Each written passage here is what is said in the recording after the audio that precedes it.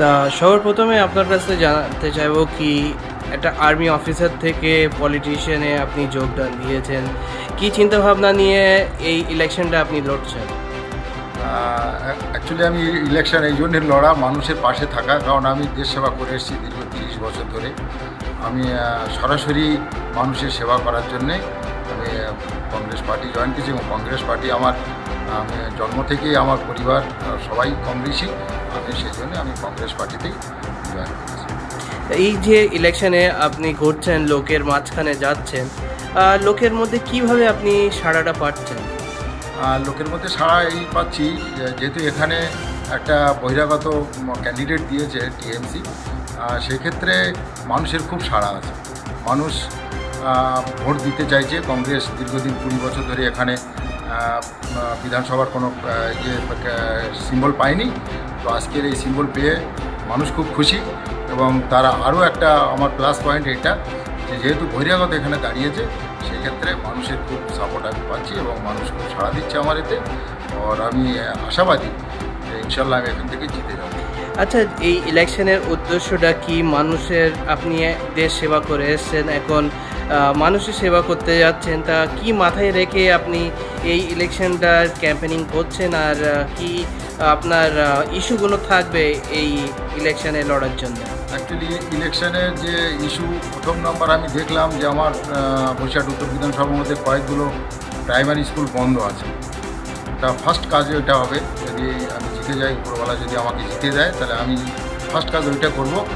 এখান থেকে যতগুলো প্রাইমারি স্কুল বন্ধ আছে বসিরহাট উত্তর বিধানসভার মধ্যে, সমস্ত স্কুলগুলোকে ওপেন করব, ফার্স্ট কাজ। সেকেন্ড কাজ, আমি এখানে যা দেখছি বসিরহাট হসপিটালের মধ্যে প্রচুর চাপ, এবং এত পরিমাণে ওখানে চাপ যে রোগী যারা, পেশেন্ট যারা, তাদের ঠিকমতো সেবা পায় না, তারা ট্রিটমেন্ট ঠিকমতো পায় না। তো আমি একটা ভেবেছি যে আমি আমার বসিরহাট উত্তর বিধানসভার মধ্যে সেন্ট্রালি কোনো একটা জায়গা চুজ করা হবে, সকলের সঙ্গে আলোচনা করে একটা সরকারি হসপিটাল করার জন্যে আমি চেষ্টা করব। দ্বিতীয়, রাহুল গান্ধী আর মাল্লিকার্জুন যিনি ম্যানিফেস্টোটা বার করেছেন, যেটা রিলিজ করেছেন, 5টা ম্যানিফেস্টোর মধ্যে মেন পয়েন্ট দেওয়া আছে কৃষকের জন্যে, দুর্গা সম্মানের কথা, কিংবা আরও মহিলাদের জন্যে যে পরিষেবা দিতে চাইছে, আর বিভিন্ন রকমের ম্যানিফেস্টোর মধ্যে উল্লেখ আছে। তা সেটা নিয়ে আপনি কি ধারণা রাখছেন, আর কিভাবে মানুষের মধ্যে এই বার্তাটা পৌঁছাচ্ছে? হ্যাঁ, মানুষের কাছে যখন যাচ্ছি তখন এই বার্তা অলরেডি আমি তো পৌঁছাচ্ছি। আমার সঙ্গে যারা আছে সাথীরা, তারাও এই কথাগুলো বলে দিচ্ছে।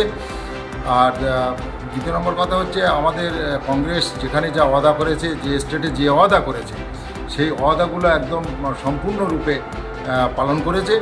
আর এখানে আশা করছি যে এখানে যখন যে ওয়াদাগুলো আমাদের ম্যানিফেস্টোতে যে ওয়াদা করা হয়েছে, কংগ্রেস পার্টি করেছে, সেই ওয়াদা 100% মানে ওটা আমল হবে। আচ্ছা, যে প্রকল্পটা যে মমতা ব্যানার্জি দিচ্ছেন মহিলাদের কিংবা যুবা সমাজদের, টিএমসির লোকেরা বলছে কি ওটা মমতা ব্যানার্জি দিচ্ছে বলে সেই জন্যে ওনাদের একটা অধিকার আছে। তা এই বিষয় নিয়ে আপনি কি মন্তব্য রাখেন? রুলিং পার্টি যারা ক্ষমতায় থাকবে, তারা তাদের থাকবে, তাদের নিশ্চয়ই তাদেরও কোনো ম্যানিফেস্টো থাকবে। সেই ম্যানিফেস্টোতে হয়তো তারা এইটা করেছে। বা এই সরকার যে টাকাটা দিচ্ছে 1,500 টাকা করে, এ তো প্রথম নম্বর যুব সমাজকে একদম পঙ্গু করে দিচ্ছে। দ্বিতীয় নম্বর কথা হচ্ছে 1,500 টাকা করে দিয়ে তাদেরকে মাইন্ডকে শান্ত করার জন্যই চেষ্টা করছে, ভোটটা যাতে আমাকে দেয়। এ তো চাইছে যে এটা হওয়া উচিত, চাকরি দেওয়া উচিত। চাকরিগুলো গেল কোথায়? চাকরির নামে সমস্ত টিএমসি যত বড় বড় নেতা, তারা সব পয়সা খেয়ে বসে আছে, জেলেও গেছে, সবাই দেখেছে। আর এখানে বিশেষ করে চাকরিটা মেন দরকার। আর যে 1,500 টাকা দিচ্ছে, সেই 1,500 টাকাটা তো মমতা ব্যানার্জি তার নিজের ঘরের পার্সোনাল টাকা নয়, এটা পাবলিকের টাকা, পাবলিককে দিচ্ছে, কালেকশন পাবলিক থেকে হচ্ছে। দ্বিতীয়, আপনার এখানে টিএমসি আর আইএসএফও ময়দানে আছে, সাথে সাথে বিজেপি আছে। তাদের জন্য টক্কর দেওয়ার জন্যে আপনি কি কিভাবে ক্যাম্পেনিং করছেন, আর মানুষের মধ্যে কেমন একটা বিবেক আপনি পাচ্ছেন?